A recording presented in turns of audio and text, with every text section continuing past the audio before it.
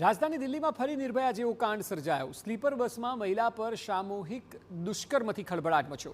દિલ્હીના રાનીબાગ વિસ્તારમાં ઘટના બની છે। બસના ડ્રાઈવર અને કંડક્ટરે મહિલા પર હેવાનિયત આચરી। પોલીસે ડ્રાઈવર અને કંડક્ટરની ધરપકડ કરી છે। પોલીસે બસને જપ્ત કરી તપાસ હાથ ધરી છે। પીડિતાએ પોલીસે જણાવ્યા મુજબ આ ઘટના મંગળવારની છે। પીડિતા કામ પરથી પરત ફર્યા બાદ સરસ્વતી વિહાર વિસ્તારમાં બસની રાહ જોઈ રહી હતી, ત્યારે ખાનગી બસ ત્યાં ઊભી હતી। મહિલાનો આરોપ છે કે બસ ઊભા રહેતા જ ડ્રાઈવર અને કંડક્ટરે તેને બળજબરીથી બસની અંદર ખેંચી, જે બાદ બસ રાનીબાગથી નાંગલોઈ સુધી ફરતી રહી અને આ દરમિયાન તેની સાથે ગેંગરેપ કરવામાં આવ્યો। મહિલાએ કહ્યું કે દુષ્કર્મ આચર્યા બાદ આરોપીઓ તેમને સુમસામ વિસ્તારમાં ફેંકીને નાસી છૂટ્યા।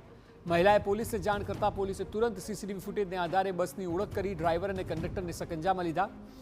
જે રીતે નિર્ભયા જેવી ઘટના બની તેને લઈને દિલ્હીમાં મહિલાઓની સુરક્ષાને લઈને અનેક સવાલો ફરી એકવાર ઊભા થયા છે।